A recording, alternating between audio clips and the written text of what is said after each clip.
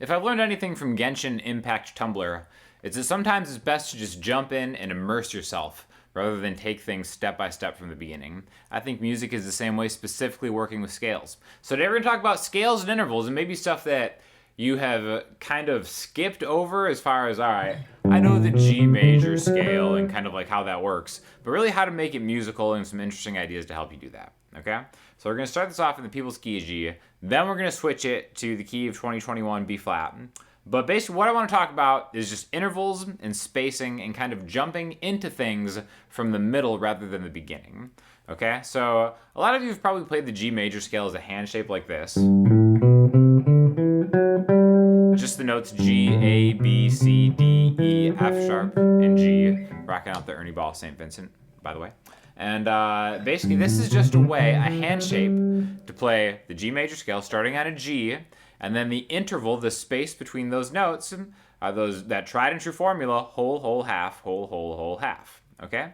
One great way to visualize that is just on a single string. So the G string is just open when it's G. That's a great way to kind of think of whole, whole, half, whole, whole, whole, half. Okay, so these are the same notes. Open 2, 4, 5, 7, 9, 11, 12. Okay? And I think we really don't utilize scales along one string enough, because especially when we're practicing and maybe kind of like the teaching stuff that I've seen, because I really think that that's very valuable, especially when it comes to learning things by ear and maybe playing along with other things. Because a lot of times if I haven't heard a song and I'm trying to play along with it for the first time, I'll just kind of slide into something that I know sounds good, and it generally won't be the root note of the scale. And then if I'm playing along, I'll kind of use my ear to go back and forth through the scale. And I think that's more of like a real world application of how you would even use scales and why they are important. So I want to talk about maybe approaching this scale from the center or breaking it into pieces that we can make and kind of use practically in our playing. All right? So the first thing we're going to do is we're going to go through it backwards, but we're not going to go through it backwards in like a linear way like that. I think there's so much more to it. So basically we have 12, 11, 9, 7, and maybe let's stop right there, okay? So instead of just going backwards like this, let's go just like that, okay? So I'm going 11 to 12, 9 to 11, 7 to 9, 5 to 7, okay? But the fret numbers aren't what's important. It's that interval, that space between. So even though I'm in the key of G, I'm not starting at the middle or the beginning, whole, whole, half. Maybe I want to start right there on whatever degree this is. We could count through it and be like, okay, 1, 2, 3, 4. I'm going to start on this note and then go. So again, you can tell that's the second half of the major scale, but when we kind of approach it from this way, I think it kind of has a little bit of a musical bent that gets lost if you're just going, right? So let's go backwards through the whole scale, but let's start on the 7th note and then go to the note that comes after it and then back up one at a time.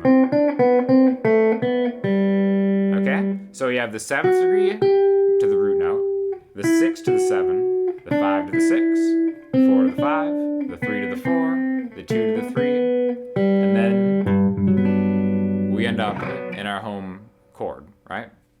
So that brings me to the next part of this, is taking these individual notes and then pairing them with a chord that works in the scale, okay? Again, chord scales are something that I always go over on my Patreon. I also spend a lot of time talking about them in the Udemy class of just how to master the fretboard, which will put on sale for the next 2 weeks. So definitely check that out in the link below if you're interested. But I'm just going to assume that we know the chords in the key of G are G major, A minor, B minor, C major, D major, E minor, F sharp, minor 7 flat 5, half diminished, and G. And always play G as a G major 7 if you're a true boss, right? So basically what we can do is we can kind of take any one of these notes. Let's stop in a certain direction. Right here, I can count through the scale and figure out that's a C, all right? Or I can octave down to maybe find that's a C. Like, all right, C's chord in this key is major or major 7, right? So now I can kind of make this and add this on musically into a C major chord, or I can choose a voicing that might even be closer. Or even just like a partial voicing. This is one of my favorite C major 7 voicings, where it's 3 on the A string, 5, 4, 5, right there, right? Maybe I can kind of just take that little piece of it. All right. Again, this would actually just be a minor chord, but I'm still thinking C from where I came from.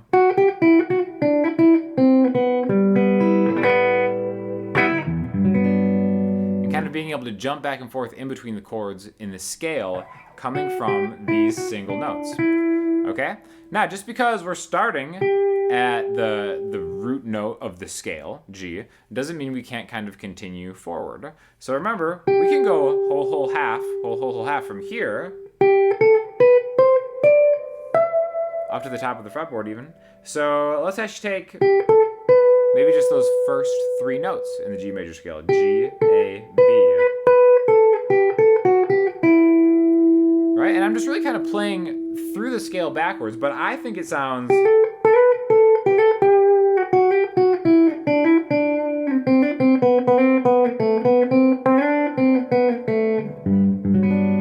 infinitely more musical than maybe taking a scale position. And one of the reasons for that, aside from the fact that we're pairing it with chords, is because we're using some of the stuff that makes guitar such a unique instrument, as far as like maybe hammer-ons, pull-offs, and slides. And that's one of the advantages that kind of doing the stuff along a single string really affords you, because I can take that right there, make it a hammer-on.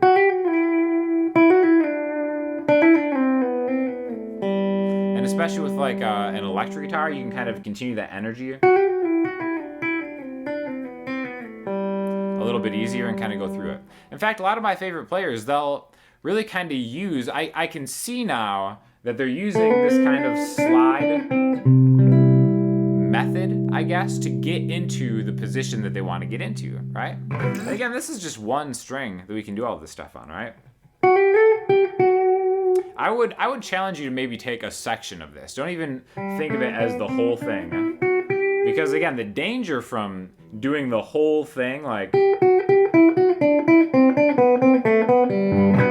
is it becomes to sound less musical. So maybe focus in on just a few different notes. Like I said, it's a good place to start on that C, because you're at the last half of that G major scale, but because you're not starting on a G, it might have like a little bit of a different kind of tone to it, essentially. You could even think of this as like a modal way to play.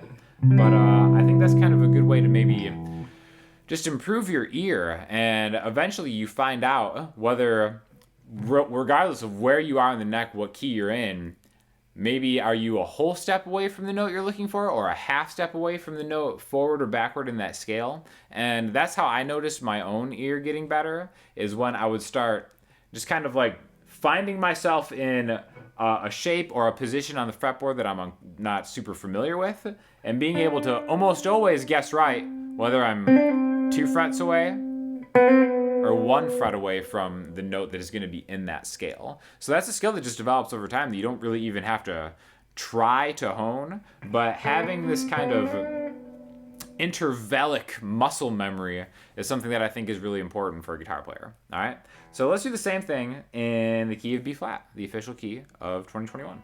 So let's take the B flat on the A string past the octave, the 13th fret. We can do the exact same thing. It's just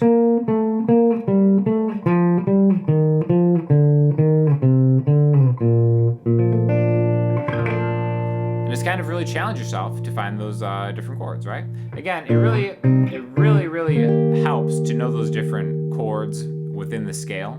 So let's go from just the 1 to the 4 chord in B flat. So we have that same major 7 chord voicing we did on the C, but now it's rooted on B flat. And then let's move it a whole half step up. So now we're rooted right here on the 6th fret of the A string. And we'll take that. And then maybe we can kind of run some of those different notes in behind and ahead. And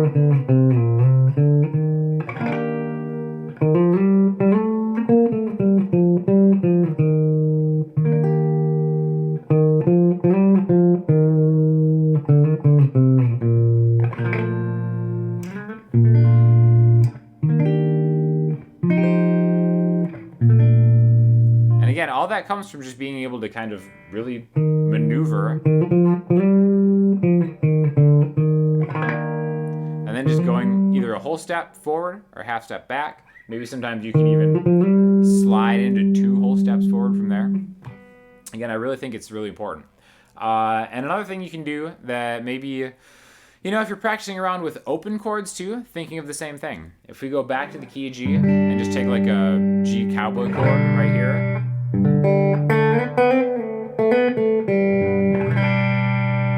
Something like that. Add those first. Open, 2, 4, 5, 4, 2, open.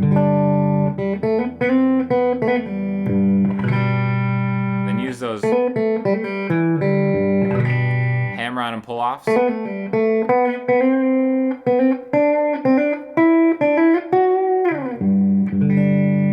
then go forward and backwards through that scale. So the goal here is to be able to take one string and whatever key you're in, to kind of just figure out the tonal center that you're playing around and be able to maneuver forward and backward using those exact same things. All right? So definitely check that out. And then if you have any questions or comments, hit me up in the comment section, Instagram, Twitter, or the website, and I'll talk to you all soon. Thanks a lot.